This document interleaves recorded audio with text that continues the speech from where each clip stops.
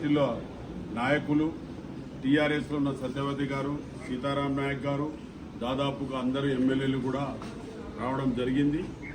మా ఇంటికి ఎంపీ ఉన్నాం అన్నయ్య అని చెప్పేసి మేము కూడా అదే కులంలో సంబంధించిన కాబట్టి అది ఇవాళ సుప్రీంకోర్టు నుంచి పంపించిన ఒక నోటీసు గవర్నమెంట్కు. అది ఇంకా మేము చూడలేదు. గౌరవనీయ ముఖ్యమంత్రి గారికి నిన్న కూడా ఖమ్మం జిల్లాలో అడగడం జరిగింది.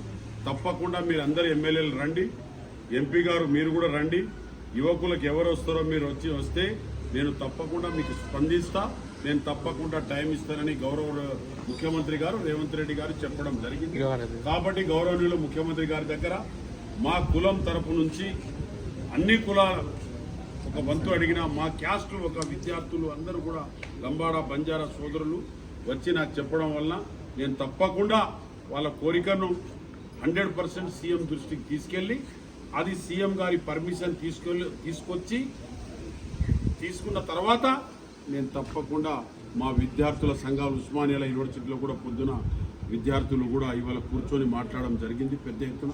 అదేవిధంగా కాకతీయ యూనివర్సిటీలో, అదేవిధంగా మహబూబ్నగర్ యూనివర్సిటీలో, అదేవిధంగా జిల్లాలో ఉన్న ఒక యూత్ అనేది బంజారాలు వచ్చి అందరూ కూడా మాట్లాడడం జరిగింది, డిస్కషన్ కూడా చేసింది.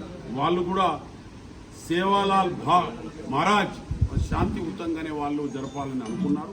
కాబట్టి మేము శాంతియుతంగానే గౌరవనీయ ముఖ్యమంత్రి దగ్గర పోయి వారి పర్మిషన్ తీసుకొని వాళ్ళ అనుమతి తీసుకొని తప్పకుండా మీకు అందరికీ కూడా నేను తీసుకెళ్లే ప్రయత్నం చేస్తాను. అందులో ఎంతమందికి పర్మిషన్ ఇస్తే అంతమందికి నేను తీసుకెళ్లి గౌరవనీయ ముఖ్యమంత్రి గారితో కలుపుతాను.